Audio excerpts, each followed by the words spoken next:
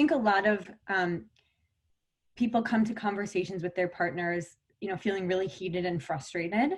And a lot of the time that conversation starts with, I do everything and you do nothing. And how do you make sure that you have a healthy conversation and not start off on the wrong foot when it comes to this sharing and transferring of labor?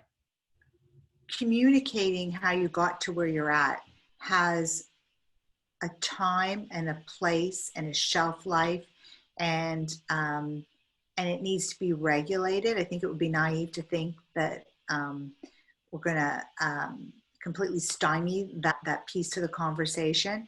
But if you really want to get to somewhere different, it's just a well-researched fact that an archaeological dig into the past is not going to take you forward. You need to separate what you want to accomplish from the way you feel about how it's been going.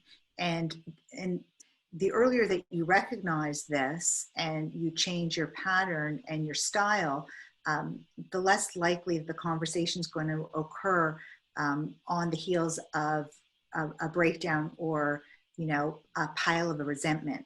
So, if the deed is done and you're starting this conversation at the point at which you're breaking and you're feeling angry and resentful, that's going to set the tone for one kind of conversation. So I think it's really important to really pay attention to how you're feeling, and that might be separate than the way that you want to communicate what it is that you want to achieve. And it requires some self-awareness and some self-regulation in terms of how you approach the conversation. Of course, easier said than done.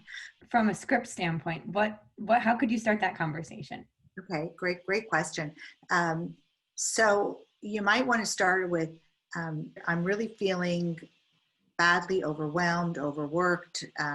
State how you're feeling, and it's with that in mind that I want to have a conversation about changing how things work. And this is what I'm thinking about. So I think,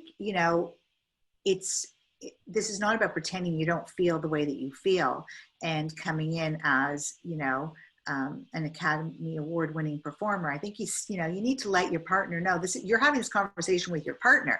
This is not with a stranger. So let your partner know how you're feeling, but I think you have to pay attention to how you share that information, because you are going in there with a goal, and the goal is to make a change, and the goal is to communicate that you want things to be different.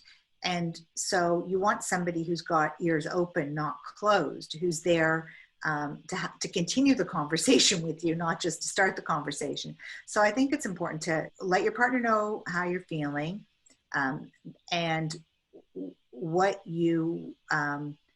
the issue is, and your thoughts around where you want to get to. And I think that's a good starting place.